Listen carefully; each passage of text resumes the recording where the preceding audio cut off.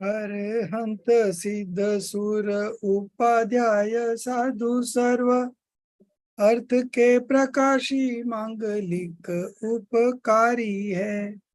तीन को स्वरूप जानी राग ते भई जो भक्ति काय को नमाए स्तुति को उच्चारी है। धन्य धन्य तुम्ही से काज सब आज भयो कर चोरी बारंबार वंदना हमारी है। मंगल कल्याणक सुख ऐसो हम चाहते हो मेरी ऐसी दशा जैसी तुम धारी है। हो मेरी ऐसी दशा जैसी तुम धारी है। Just 1 minute.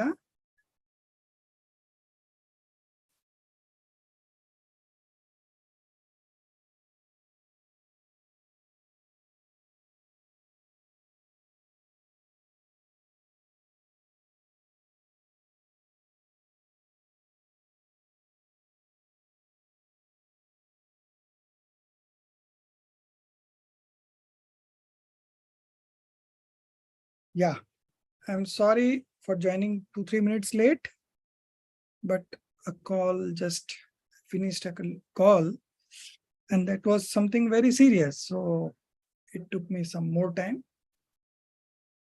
Anyways, we were doing this second chapter, the method of understanding the meaning of religious texts, or the method of interpretation of scriptures. And under this, we studied first the viewpoints, the real point of view and the conventional point of view. And then we were studying about 4 exposition. And out of 4, we had done this Prathman Yog, or the exposition on Tirthankars and stories on them and the biographies on them, that is Prathmanu Yog. So that we had completed, and today we will be starting with Karnan Yog, then we go on to Charnan Yog, and then finally we will come to Dravyan Yog. So this 4 exposition is also one way of expressing the scriptures. So our total scriptures are divided among these 4 different and distinct methods of interpretation of scriptures. What are these 4? First one is exposition on stories and biographies. The second one is exposition on technical matters or the karma theory. The third one is exposition on conducts and ethics, Charnan Yoga. And the last one is exposition on substances or metaphysics. So 4 in total, in 4 types of expositions are there, and out of which first one we had studied. So we now start from the second one. This is on page number 13. I'll make you a co-host so you can share the screen. Sir, wait, I am actually logging from one more machine. From this machine, I will not be able to share. Okay. I will log in again. That time you make me co-host. Take one. Okay. I have some problem. Yeah. Okay. So it's on page number 13 and second paragraph. Diwan Ratanchan. What is the subject matter dealt with in Karnanu Yoga? Okay. We call it as exposition on technical matters. Pandit Todramalji. Karnan Yoga explain things seen by the omniscient beings. So in Karnan Yoga, why it is called exposition on technical matters? Because these are very subtle things that has been explained here, and it is just because Karnan Yoga is something that explains things seen by the omniscient beings. So the knowledge of omniscient being and a knowledge of people like us, we have Mati Shrut Gyan. Mati Gyan is sensory knowledge and Shrut Gyan is scriptural knowledge. So we have these limitations of knowledge, but the omniscient knows everything at the same moment, okay? About the past also, present also, and future also. And all the substances with their attributes and modification all put together, he can see these things in one moment, okay? So, this Karnan Yoga explains things seen by the omniscient beings. So obviously this must be very, very subtle things, okay, which we cannot make out through our knowledge. Omniscient covers all the worlds and the non-world, okay. But Karnan Yoga illustrates things useful for us. So the knowledge of omniscience covers the whole world and the non-world. But Karnan Yoga, in this exposition, which is on technical matters, it illustrates things, only those things which are useful to us. Now I'll make you a co-host. Okay.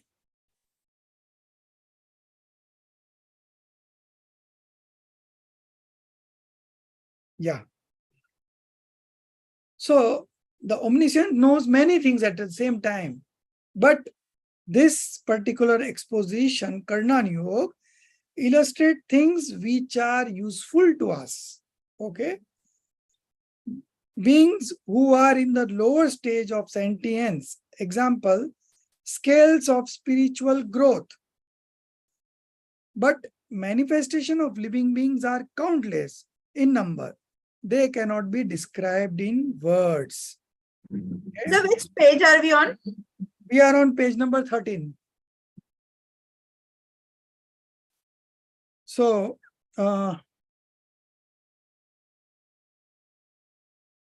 so the omniscience sees many things at the same time, but here we cover those things which are useful to us.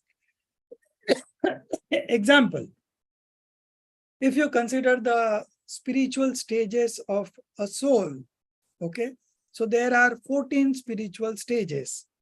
Now, under each stage, there are different varieties of people, okay? But we have given a long bracket of one spiritual stage. And this way, we have made 14 spiritual stages only. But in each stage, there could be innumerable individual beings with their individual capacities. Okay. So, see here it is written, who are in the lower stage of sentience, example, scales of spiritual growth. But manifestation of living beings are countless in number. They cannot be described in words.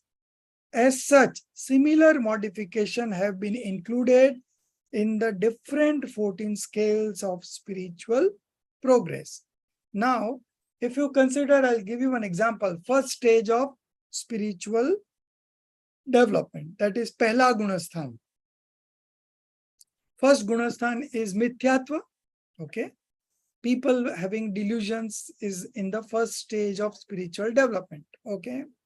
Now, these delusions are of different levels. There is one individual who is under the influence of delusion, but the next moment he is going to achieve right faith. That means he will move to the fourth stage in the next moment. And there is one person in the first stage only, delusion only, but he is going to take a long time to, transmitting from one species to another species, and he is going to have a long time before he can enter into the path of liberation. So now both are in the first stage, but one is just about to jump to the fourth, and the other one is going to take a long time. And it may also happen that there are persons in this stage with which they will never go into the path of liberation. Okay. So both are in the first stage, but there is a difference of, like we can say, difference of ability among these two. But all are included in one bracket with delusion. So it is the first stage. So this is what Karnan Yoga is dealing on. Okay. So one is the karma theory, different types of karmas. The other is the spiritual stages of a human being. Okay. Spiritual stages of a not human being, but a living being, right? It could be in any state of existence, okay? Whether it is in human stage or subhuman stage, or it is in heaven, or it is in hell, okay? So there are 4 different types of gati. Gati means state of existence, okay? So it could be any. So Karnan Yoga explains 3 major things. One is the karma theory, different types of karmas and its effect. The second one is 14 stages of spiritual development. Then there is different types of living beings. This is also narrated in Gomatsar Jeev Kand, okay? And there is one more thing called Marganasthan, okay? Where people, the existence of living being in different modes, that is called Marganasthan. So that is also forms a part of Karnan Yoga. So now we move on to the second paragraph. In Karnan Yoga, things have been described from the point of view of educating persons in a particular direction, guiding the person in a particular right direction. But it should not be treated exactly like the example, attempts at violence are called wrong consciousness. Okay.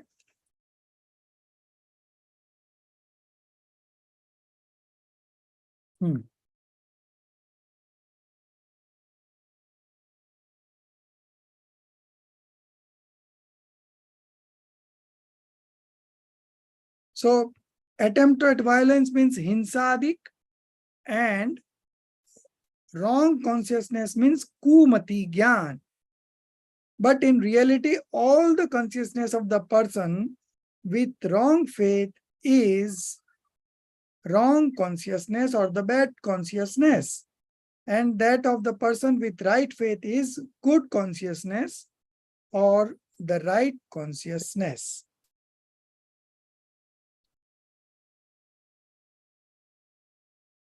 So we need not have to believe things in one particular direction only. We should treat exactly the way it is. Okay. So there are different perspectives given, and from that different perspectives, we have to understand the true nature of the living being. Diwan Ratan Chand, what is the next? What is the style of narration in Charnan Yoga? Now we are coming on to the third exposition, okay? Exposition on conduct and ethics. So what is the style of narration of Charnan Yoga? Pandit Todramal ji, Charnan Yoga teaches conduct of religion as can be guided by the wit of persons. So Charnan Yoga teaches conduct of religion as depending on the person, individual person, at what stage he is now. If he's in such a stage that he can understand sermons from the real point of view, he will be given that type. And if the Acharya feels that this fellow is not capable of grasping the knowledge from the real point of view, then he will be preached sermons from conventional point of view.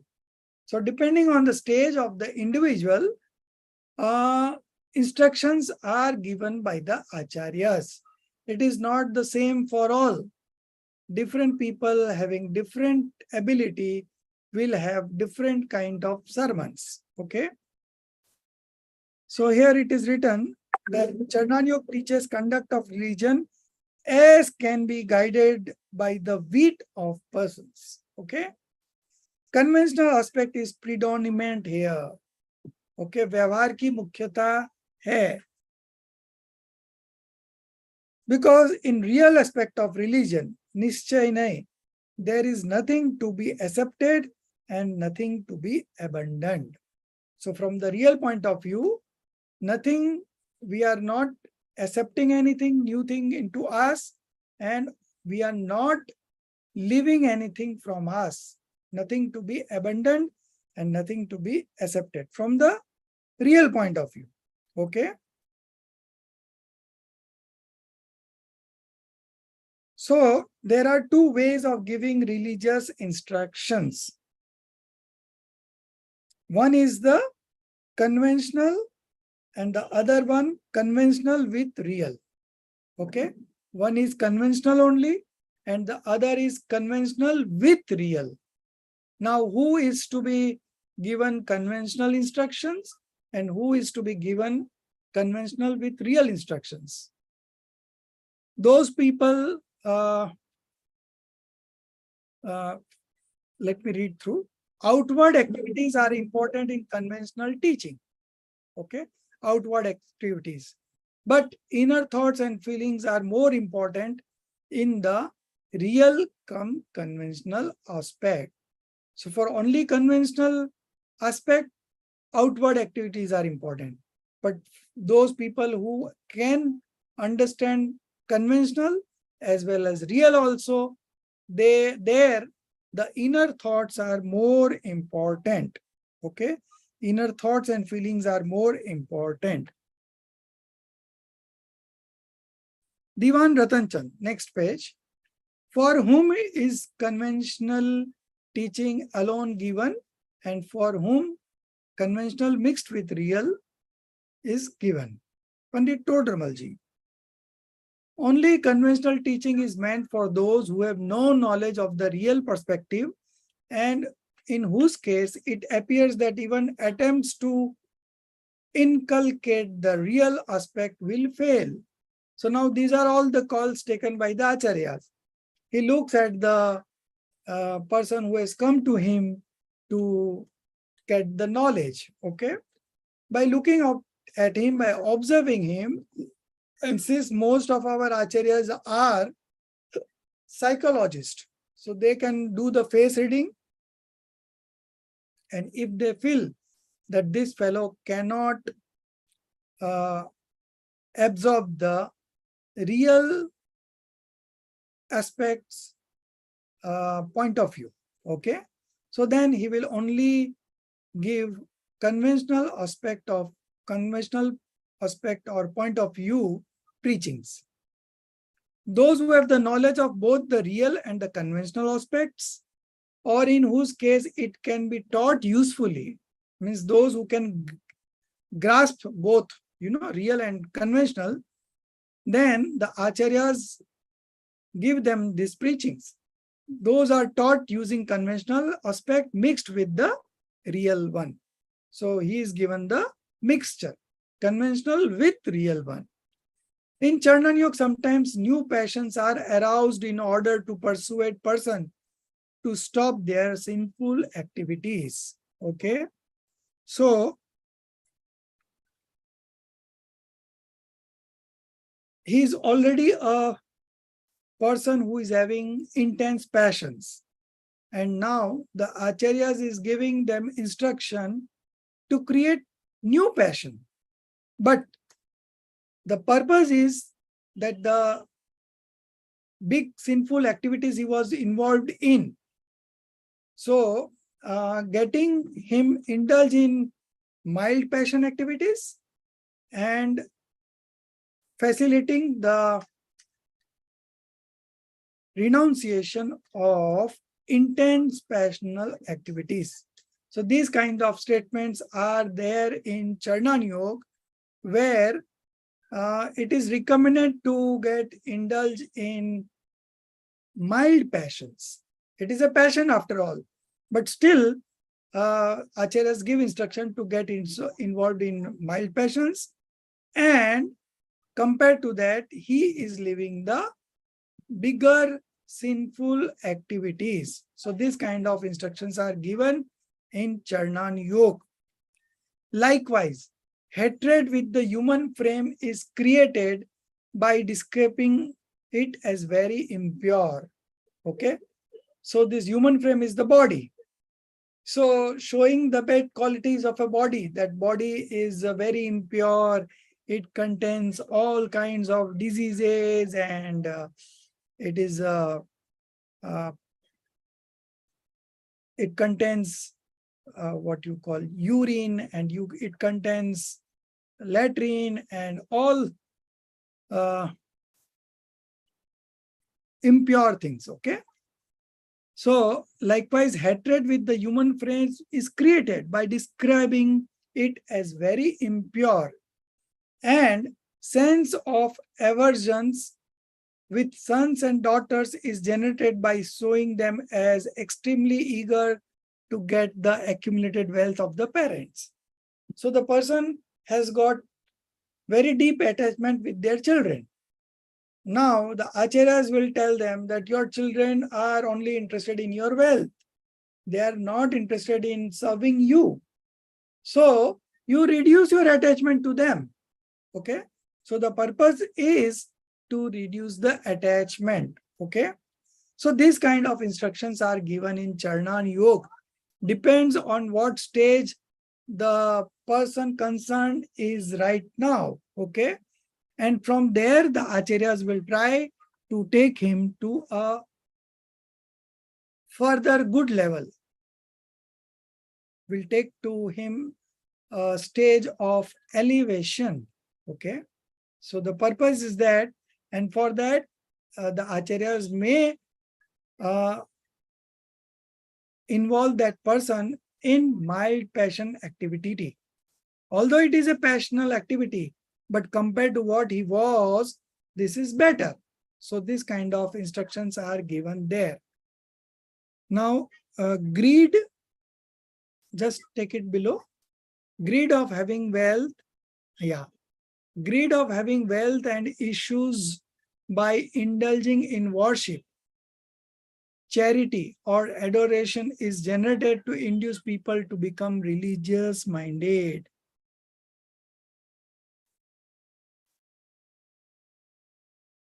पूजा, दान, नाम स्मरण आदि का फल पुत्र धन आदि की प्राप्ति का लोभ बताकर.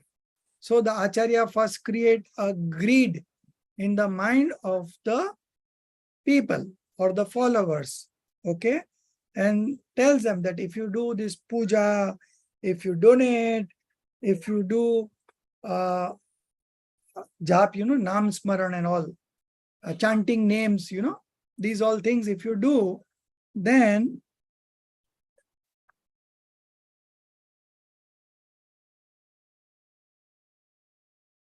you will get good things in life. You will acquire good wealth. You will acquire a boy. Okay. This kind of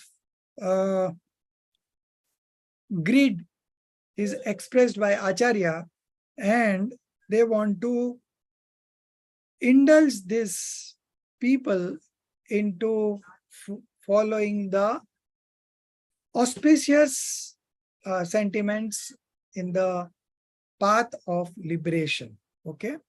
Merits are decried not for pursuing demerits, but for pursuing detachments. So importance of rules of conduct is sometimes minimized to create indifference, towards these in the minds of those who are very much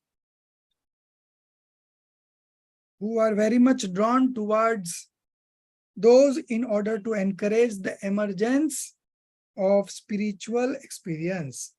Merits are decried not for pursuing demerits, but for pursuing detachment. Thus, the sorry. I have missed one paragraph.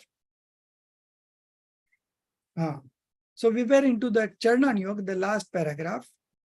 The real purpose of such exposition in Charnan Yoga should be kept in mind to have right faith.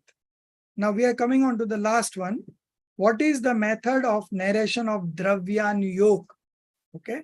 So Dravyan Yoga is exposition on substances and metaphysics. The purpose of Dravyan Yoga is to develop right faith by examples. Okay. So the sole purpose of Dravyan Yoga is to develop right faith. So all three anuyogas do lead towards the path of complete detachment. Okay. All three anuyogas, previous three one. Pratman Yoga, Karnan Yoga, and Charnan Yoga. But the actual sermons on practicing discriminative knowledge is given in Dravyan Yoga. So you have to come to Dravyan Yoga in any case, those three are just a temporary means to come to Dravyan Yoga. But the actual process of discriminative knowledge or the Bhed Vigyan is performed by the person who have come into Dravyan Yoga. So the purpose in Dravyan Yoga is to develop right faith by examples, reasons, logics, causes, and various interpretations. Okay. So one should indulge in examples, then he should put logics into it, he should look at reasons, he should look at causes, and he should look at various type of interpretations. Influx and other elements are described in a manner that would lead to feelings of detachment. So the main purpose is to lead you to detachment. Okay. So influx and other elements. Influx, then bondage, influx, bondage, stoppage of influx, dissociation of bondage, and the last one is liberation. Okay. So influx and other elements are described in a manner that would lead to feelings of detachment, discrimination between the self and the non-self, and the living and the non-living entities. So this is the purpose. Okay. And for this purpose, influx, bondage, stoppage of influx, dissociation of bondage, and liberation, complete liberation, these are being explained. Spiritual experience is held and conventionalities are discarded. Importance of rules of conduct, etc., is sometimes minimized to create indifference towards these in the minds of those who are very much drawn towards those. So acharyas want to create a balance in yourself. If they see that you are heavily skewed towards conventional activities, okay, external activities like vrat, tap, puja, bhakti, these are all external activities. So if the acharya sees that if you are heavily skewed towards it, you are heavily indulging in this kind of activities, then he will give you sermons regarding the real point of view. And he will say that leave all these activities and come to the soul, experience the soul. Okay. And if the acharya says that this fellow is heavily indulged in practicing descriptive knowledge, doing meditation, but he is not at all involved or interested in external activities like austerities, then adoration, then woes, and other kind of external activities, then he will give preachings about conventional activities only. So if he sees that you are very much indulged towards real point of view, he will give you preachings of conventional point of view. And if he will see you are heavily towards conventional point of view, then he will give preachings of real point of view. At the end of the day, Acharya wants to create a balance in you. And if you are able to strike a balance in yourself, then you are going to manifest passionlessness. And this is actual religion. Okay. So Acharya's Sir. yeah. The real point of view is not the right thing to do.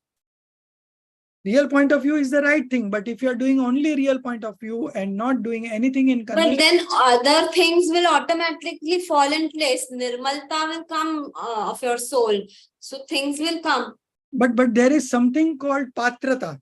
You know, patrata means what? Yeah, you are capable of. So if you are eating anything outside food and non-veg and everything, and you say that a soul doesn't take food, then you will be able. Not that way, sir. But so this is what I'm telling. So acharyas want to strike a balance between conventional and real. If you are heavily skewed to real, then also you will not be able to strike a balance.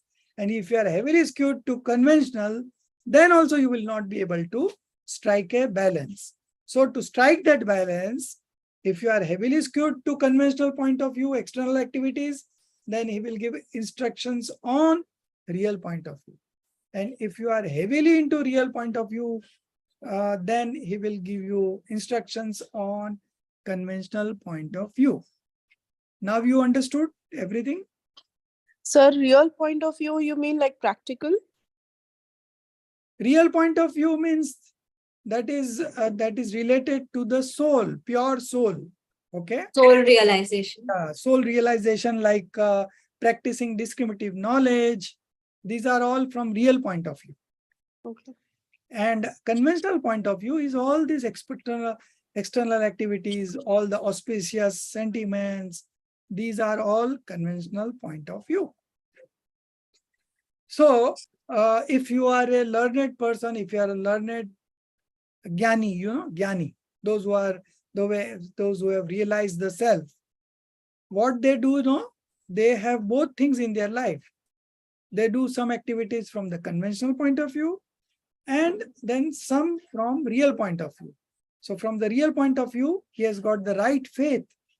That is something which is at the internal level.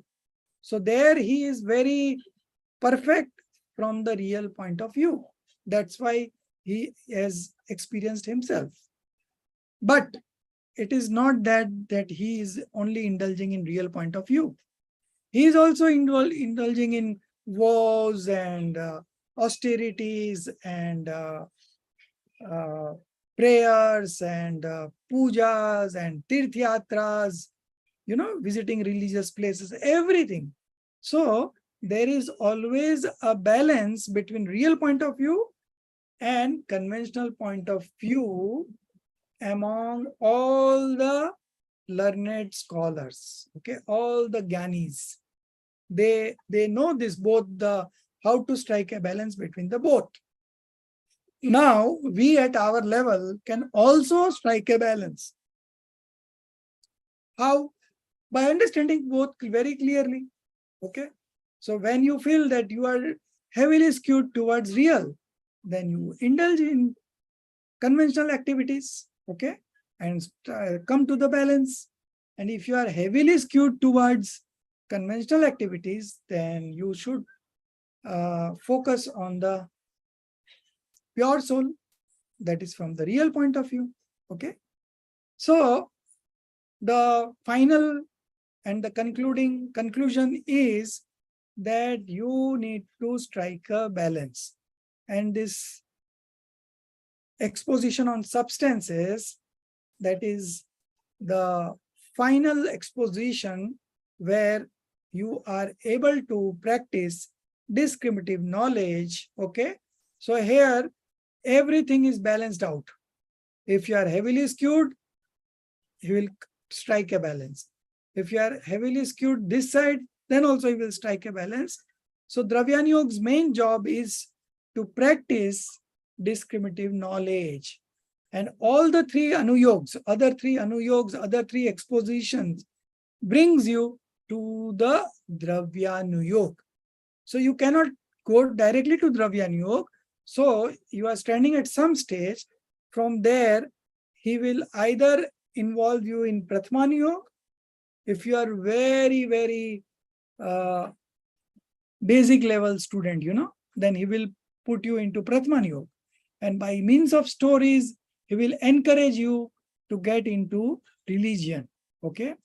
If you are heavily into technical things, if you are a person of technical, good in technical knowledge, then he will tell you things from Karnani Yoga, okay, on technical matters. And by, you thought that you are the knowledgeable person, but seeing the description of the omniscience, you feel, oh, I have very little knowledge. See the omniscience. And how this omniscience has become omniscient?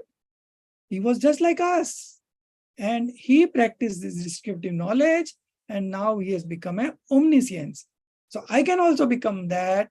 And with that inspiration, he also practices as given in Karnani Yoga. Now, somebody who is very much interested in only the conducts, okay? So for them, there is Charnani Yoga. So all these three yoga will bring you to Dravyani Yoga. And in Dravyani Yoga, final execution of descriptive knowledge is done. And then you are able to realize yourself. Okay. You can really, by practicing descriptive knowledge, by taking decisions on those things, you can really reduce the delusion effect. And once the delusion goes, the right faith, right belief automatically manifests. Okay. And your path of liberation begins from here. So what you were doing before that, I was just in the process. Okay. So you were going in a wrong direction. Okay. So from there, you have to take a about turn. So now you have taken a about turn and you are now going into the right direction. But you will again come to the starting point because you have already traversed a lot in the wrong direction. So you have to come back to the starting point, and then from here you will have Samyak Darshan, here you will have right faith, and then you will move into the right direction, which is the path of liberation. So we are all in that stage where there is a turnaround in our life, okay?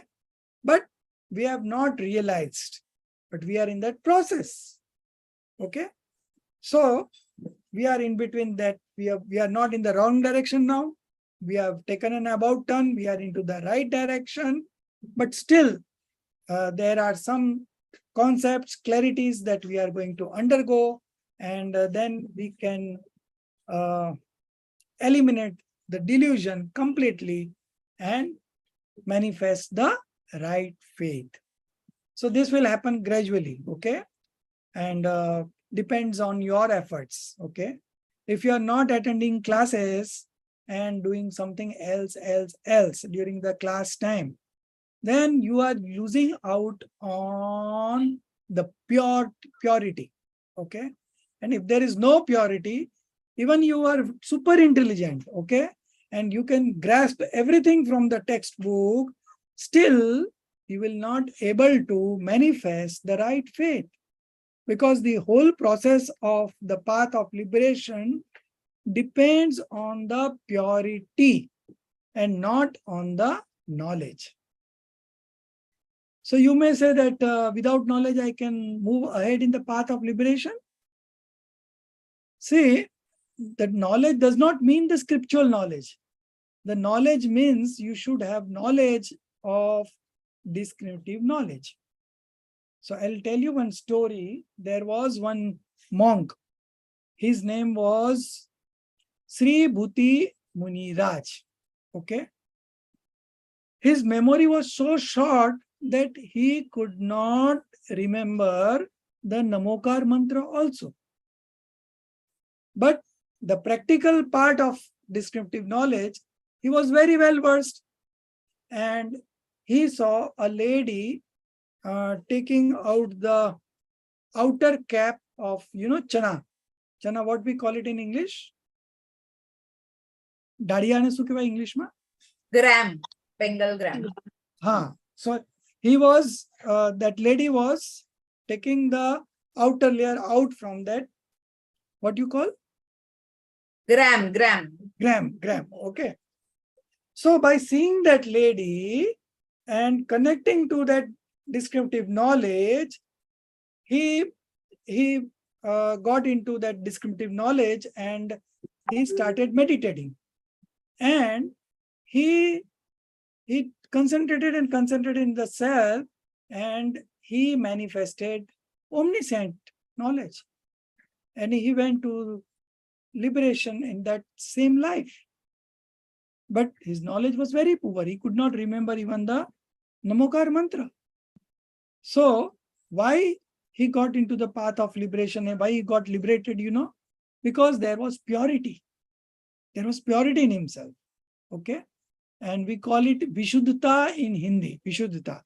So the whole moksha marg, पूरा मोक्ष मार्ग विशुद्धता के आधार पर चलता है. Now, what is this Vishuddhata? I will tell you in English. Ethics, moral, ethics, niti, naitikta. That is very important in the path of liberation. Now, this Friday, in the morning, there is a session, okay, on ask your question. There is a session going on every Friday. This is the question. What is the status of ethics and moral in the path of liberation? I'm going to discuss in deeply. According to me, this is very important. Now, if you don't follow the instruction of the teacher, are you doing an ethical thing? Okay, you don't come to the class, but even don't bother to inform that I am in such and such problem and I will not come to the class. So you even don't have that much ethics also, that today is a class. I should inform the teacher that I will not be attending today. And why you will not be attending, you will give a reason. Okay. So that much you can do, but there is no ethics. People feel that this is a government college. You can attend any class you want and you will leave it. I'm going to be very strict. From the next class, I'll take attendance. Okay. I will take attendance, means I will put somebody as a volunteer to take attendance. You can easily take a screenshot only, and later on you can tick the marking. And then I'm going to reduce the marks and I'm going to report this to the management, because the management is going to become very strict now. Because in most of the cases, people do connect to the knowledge. Okay. वो पढ़ लेते हैं, अपने आप पढ़ लेते हैं. Even if you read yourself, you will get 80-90% marks in exam, and you will pass out. You will get a certificate also at the end of 5 years. But what about the practicality? The problems that you are facing in day-to-day life, you will not be able to solve. Then what is the use of knowledge? So people are right now in this kind of, those who are lacking in ethics, that is the biggest hurdle now. The knowledge is very simple. There are only few topics that you need to cover, and your life will be full of happiness. I can challenge you that there is nothing in this world that will be able to, manifest grief and sin and anxiety in you. There is nothing like that. It is your own mistakes. Because of your own mistakes, you are suffering. And if you are able to ward off those mistakes by understanding the true nature of the self, you will be able to, handle those situations that will come and go. Everyone has a karma ka uday. Even the monks are also having upsarg. Okay. but they are not disturbed by the upsarg. Why? Because they have mastered the connection with the self. So even there are upsarg going on outside, but he is so much absorbed in the self and the kind of happiness that is deriving from that self, and the his active consciousness is busy in that happiness. So whatever happening outside in the body is not impacting him. You know the story of Panch Pandavas. They were meditating on Satrunjay Parvat, and their previous enemies, he was passing through there, and he saw these 5 Pandavas meditating, and he thought that let's take the revenge. So what he did is he took jewels and he hid them up. He hid them, the jewels, and then he started putting them on these 5 Pandavas. So the 3 Pandavas who were absorbed in the self, they never bothered. They never came out of their meditative stage. And the smaller 2, younger 2 ones, Nakul and Sahadev, they thought about the elder brothers. What would have happened to the elder brothers? By that thought, they went to heavenly being for 33 Sagaropam. The 33 Sagaropam is a very long period. They're still there. And those 3 Pandavas who never made a vikalp, and they were just simply engrossed in themselves, and they went to the moksha, liberation. They got liberated at the same time. So it is all on us. It is all on our efforts. Okay. So if you are very ethical in your life, these things will come to you very smoothly, automatically, and without much effort. But if you're not ethical in your life, okay, and you are very intelligent, you can just read once and you can remember everything. You can get 50 out of 50 marks in the objectives, but still you will fail in the practical examinations. Okay, so the practical examinations is depend on your purity. Okay, so the more pure you are in a better position to execute that descriptive knowledge. Okay, and you are in a better position to be happy. So getting ethical is very, very important. Now there are other things in your life going on. I know you are not doing this study only. You have a family, you have children, you have a job. There are so many other things, but 2 hours a week you can always spare for yourself, and this is going to end your life and death. Those things that you are doing apart from these are just going to remain here only. It's not going to come with you in the other birth, but this is something that is going to come to you in the other birth. So you need to give priority to this, then other things. Now, if you don't give priority, then again, you will be the loser. And I know this is very clearly, and there are so many practical examples that I've experienced myself, in my own life, and in the life of other people's also. How other peoples are suffering, and it is all here and here only. You get all the results. And one more thing, karma is not a living being. Karma is a non-living thing. So whatever manifestations you do, whatever sentiments that you reproduce, similarly your karmas are bound. Okay, so if you are very pure, there will be very little karma that you are going to bound, even if you are indulging in sinful activities. But by heart, if you are very pure, very simple, then you are likely to go ahead in the path of liberation more likely than the other people. So I'm going to discuss this in detail in this Friday session. And I feel there is only one quality. If you ask me which one quality will take me to the liberation, I will tell you be ethical in your life. Ethics will bring honesty. Ethics will bring integrity. Ethics will bring knowledge. Ethics will bring everything. If you are lacking in any other qualities or talent, don't worry. Ethics will bring everything. And I have personally experienced these things. I was not somebody who can become a teacher. I was myself a student like you only. I never thought I will become teacher one day, but things automatically moved. Automatically good things come to my life. I made so much money that retired from business. Now, can you imagine somebody staying in Bombay where every other people compares themselves, and there is no limit to that money. So still, I was able to, draw some lines, and I was guided. I had a mentor, and still I have a mentor, and do follow his instructions. And if I'm not able to do anything that is being recommended to me, I go and tell them that you had told me this such and such things, but I had this problem, so I was not able to do it. And then he further guides me. And if there are some things that is not going to happen, it doesn't happen also.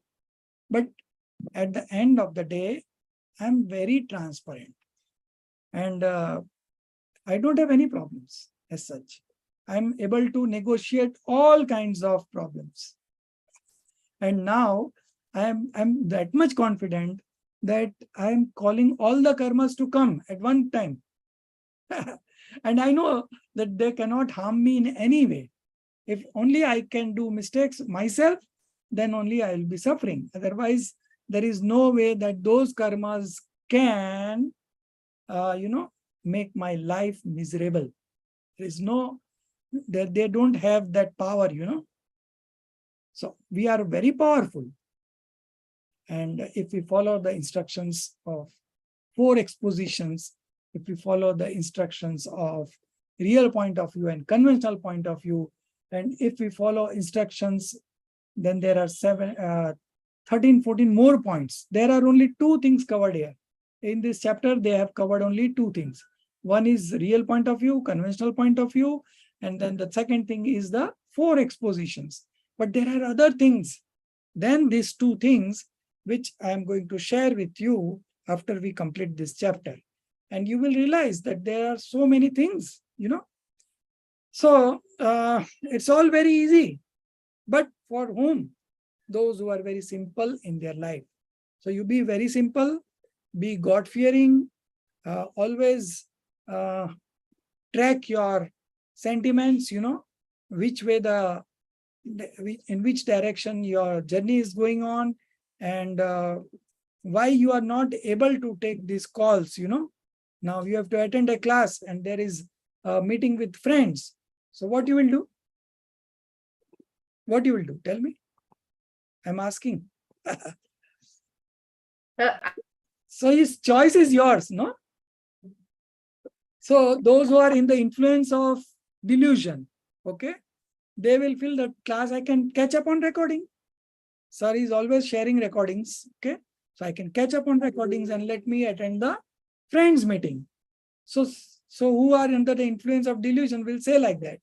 But those who are not in the influence of delusion, they will say, no, I will not miss this class. Friends is not going to take me to the liberation, okay? And it's all time pass only. So it all depends on what level of delusions you are carrying, okay? Which we are all under the influence of delusion at some level or the other level. It's not same for all. So depending on your own capacity, depending on your own ability, depending on your kind of efforts that you're putting in, and depending on the kind of ethics that you have, it makes all the difference. So there are many factors working right now. It is not only the knowledge or the grasping power, but there are other factors also. Okay. So we were studying about Dravyanyog, exposition on substance, the second last paragraph. Thus, the method of exposition in the 4 Yogs are different. So each exposition has different way of expressing. But the chief purpose of all this is the propagation of detachment. Vitrakta ka poshan. Okay. Vitrakta ka poshan means no attachment, no aversions. If you are not manifesting aversions, if you are not manifesting attachment, that means you are manifesting vitrakta, detachment. And this vitrakta is happiness. So simple. Sometimes soft attachments are recommended in order to do away with stronger ones. At others, all attachments have been decried, but nowhere attachments have been proclaimed as merits. Okay. So whatever instructions are there in scriptures, it all leads us to reducing the attachments level. Okay. Nowhere it is recommended that you increase the attachments. So if you are already involved in some higher level of sinful activity, to leave that higher level of sinful activity and get involved in mild passional activities, these things are recommended. Okay. But at the end of the day, Acharya wants to take you to the right direction. That is the ultimate message. Real perfect faith is in eliminating attachments as far as possible. Real consciousness is to know how these can be eliminated, and the real conduct is to follow the path of elimination of attachments. Okay. So you need right faith, you need right knowledge, and you need right conduct to get rid of these attachments and aversions and delusions and everything. We should therefore understand the real intention of religious truth by following the styles of all 4 Yogs. Now coming to the last paragraph of the chapter, what to do if sometimes mutually opposed tenets have been placed before us in the religious texts. You understood the question? What they are asking here is, शास्त्रों के अध्ययन में कहीं कहीं परस्पर विरोध भाषित होता तो क्या करें? Okay. So there are 4 expositions. Okay. So the Charnanyog will say you don't eat uneatables. Okay. And Dravyanyog says that soul doesn't eat anything. So these are 2 contradictory, right? So why these 2 are looking contradictory to you? Because you don't know what exposition makes statement from which angle. Now you know all the 4 exposition. So you know that the statement that is made that soul does not eat is from Dravyanyog. And the statement that you should not eat uneatables is a statement from Charnanyog, from the conduct side, from the ethics side. Okay. So now you know, so there is no contradictions. In scriptures by our Jinendra Dev, there are no contradictions. But we feel there is a contradiction. Udhar to aisa likha tha, idhar to aisa likha hai. Why? Because we never knew the method of interpreting the scriptures. If it is written from Dravyanyog, you have to understand that way. If it is written from Charnanyog, you have to understand from that way. Okay. So you know now how to interpret each statement. Okay. You have to first identify from where he is saying. And even if the Acharya doesn't mention that this is from this exposition, this is from that exposition, he will not tell you. But you know now which exposition, what, if there is a karma theory, which exposition it will be? Priyanka ji? If I say something, Sir. yeah. If you're saying something from sir, Karma theory. karma theory. So Charna is conduct, Dravya is matter. The story one is the first one. So the four, so the one that's remaining, I'm forgetting the name. Karuna Niyog, technical. Karuna Niyog. Yeah, sorry. Karuna Niyog. Yeah. So now you know, okay? You may not remember the name, but you know the concept, okay? But if I say, now one more example I'm taking, just to make sure that you follow proper guidelines, you know. So Jinali ji, now if I say that I am a pure soul, now this statement is from which exposition? So Dravyanu Yoga. Yeah, very good. Now if I say Aditi ji Jain, okay. If I say that Bharat Chakravarti had 96,000 queens, he had 60,000 sons, and he was the ruler of 6 sects of kingdom. Okay. So I'm talking from which exposition? Prathmanu Yoga.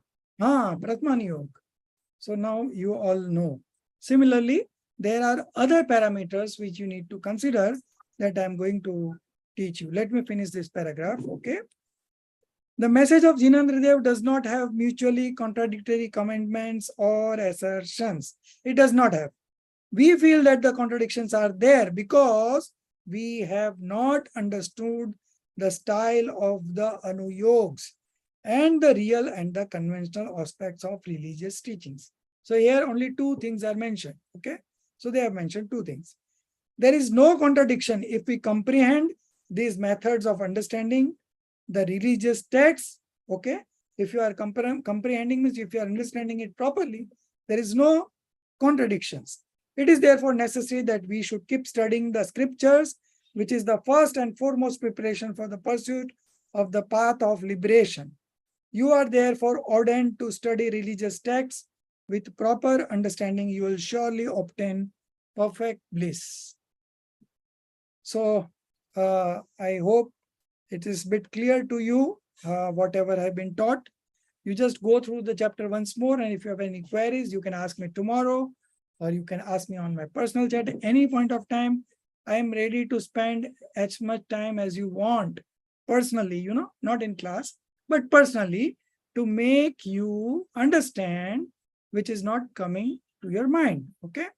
That I can do, but I want 100% sincerity from you all students. This is what I'm expecting. And now one more question. Who is going to benefit if you are understanding the scriptures? Who is going to benefit? Now tell me. Very simple question. So it is you only. But since you don't know what is good for you in life, I'm talking like this. Otherwise, it's all your individual responsibilities. And if you attend, if you increase your pureness, you only will be benefited. I was just joking. I'm not going to take any attendance. You want to attend, you attend. You don't want to attend, you don't want to attend. But I'm just showing that this is not the ethical way of doing things. This much I can just share. And if you want to understand more on ethical things, I'll be covering that question on Friday morning session. Okay. So this is all. There are 15 other points that I want to discuss, which is not this part of the syllabus. Okay. But we are not learning this concept for the sake of examination. Okay. I don't give much importance to the examinations. Okay. Because anybody can come first. But I am concerned with how much purity you have manifested in yourself, how much it has increased. Previously, I was doing such and such things. But now after reading these scriptures and this course, I have left those things because I know that it's not going to fetch me anything good in my life. On the contrary, if you do wrong things in life, you know what happens? The amount of auspicious karma that was supposed to come, that will also get reduced. So there is double loss. One is you are losing your purity. That will take you farther away from right faith, samyak darshan. Okay, farther away. The second thing is the kind of auspicious karmas that was bound to come, that will also get reduced. So there is a double loss. So I hope at a policy level, at a strategy level, nobody,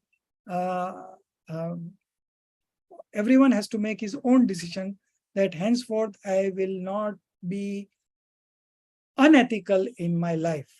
Okay, not only about studies, but in your personal life, in your family life, in your business. Now, if you are a businessman, you should do very fair business. You should not evade taxes of the government. Okay, you not indulge in any door number activity. That is for a businessman. If you are doing a job, you should do sincere job. Now, many people do what they do, they sit in the office and then they open this internet and they see something this and that. And so this is not fair. You are being paid to do certain jobs and you should be faithful to that. So now what will happen now if you become like this? Okay, if you make ethical as a priority in your life, then what will happen now? You will automatically, your feeling will automatically change. This is something practical that you can practice right now. You are not going to get involved in activity. You are just making a strategy that henceforth I will not say lies, I will not indulge in any illegal activity, I will not this, I will not that. You're just making a strategy, you are just making a policy, you are just making a decision that you want this kind of conduct in your life, this much only. And you see the result and you share me how you are feeling now. So this is a very important thing in life, and we are going to Can I share my experience? Yeah, tell me. Yes, as you told me once, I was going through a rough patch in my life, and this Nimit Upadan book. So I read few chapters that time, and I just had a word with you that time. So after that, any experience I have, whether it is bad or good, whatever it is like the other person is a pure soul, and it is come to go, because I always thought that I am doing so much of good karmas, then why with me? So then this was like, you told me like it is come to go. So then any bad thing also happening, it makes me feel happy. Yes, good. So avyu rayu ane gayu. Very good, very good. So you have it's in a short time only we have got a practical experience also. So it is good. And like this is a very, simple things. People have made it so complicated by, making it a thing of knowledge. But it is not knowledge. It is your purity that you acquire through studies of the scriptures that is going to help you in the path of liberation. Okay. Sir, sir, just one more sharing, sir. Sir, like, when we were doing this doership, like that kartatva buddhi and all that, that pride. So, of course, like, I think it just helps to detach, like, just in the daily work. Like, I'm a person like who used to get very attached to my patients. So, और कभी कभार है ना sir वो आ जाता है थोड़ा कि है ना ओ मैंने ठीक किया.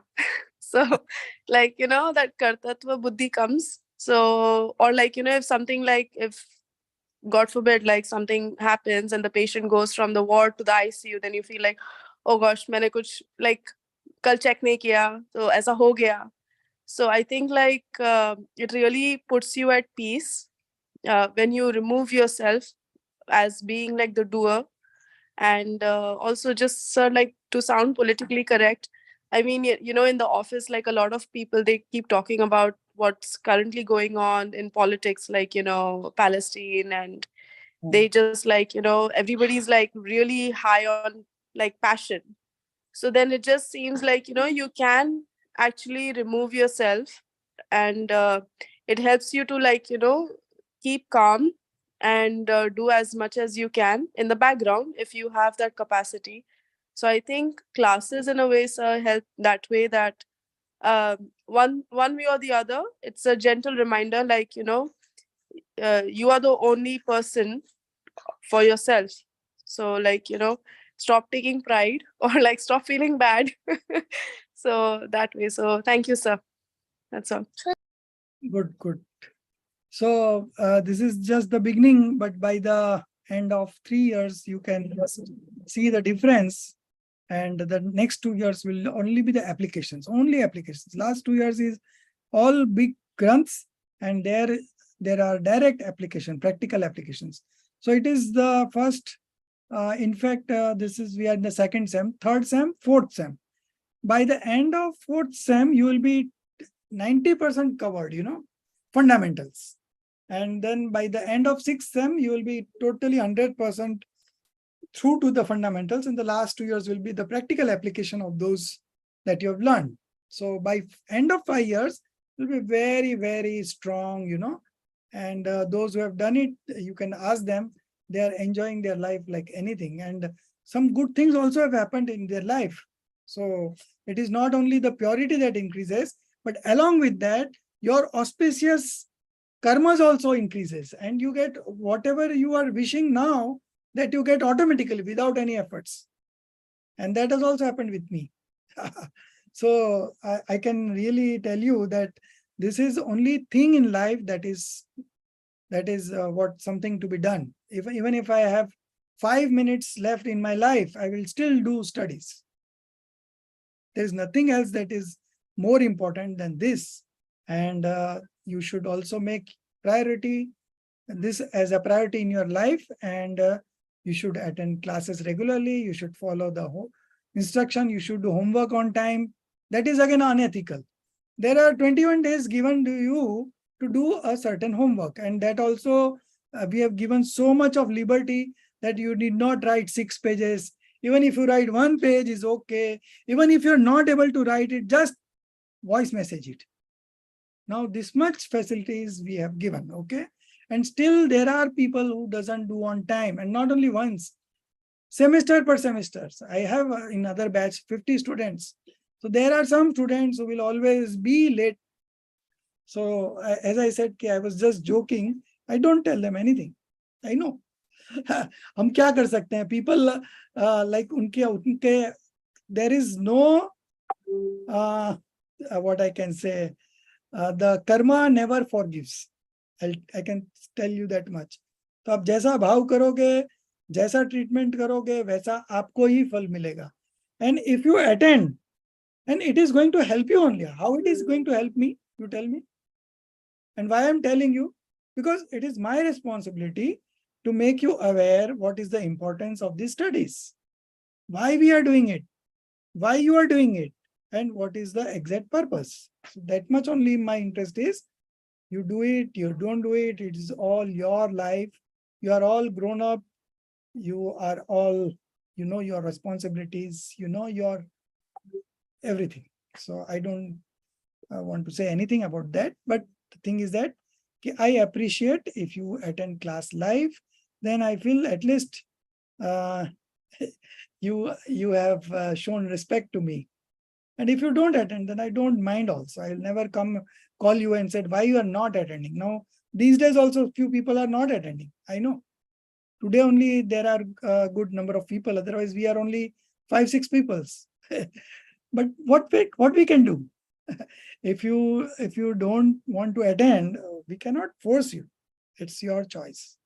Anyways, so 15 minutes I've taken more. I'm sorry for that. But there was some good discussion going on, so we don't mind for that. Anyway, we'll complete, this chapter is almost complete, but I want to share something else which is not part of this chapter, and that I'm going to share tomorrow. And then we'll move on to the next chapter, which is merit and demerits, punya and pap. So that will start from tomorrow. Nij nidhi निज में बताई यह अनंत उपकार है उसके लिए जिन वाणी माँ को वंदना 7 बार है। उसके लिए जिन वाणी माँ को वंदना 7 बार है। 9 बार नौकार मंत्र गिनेंगे। जय जिनेन्द्र।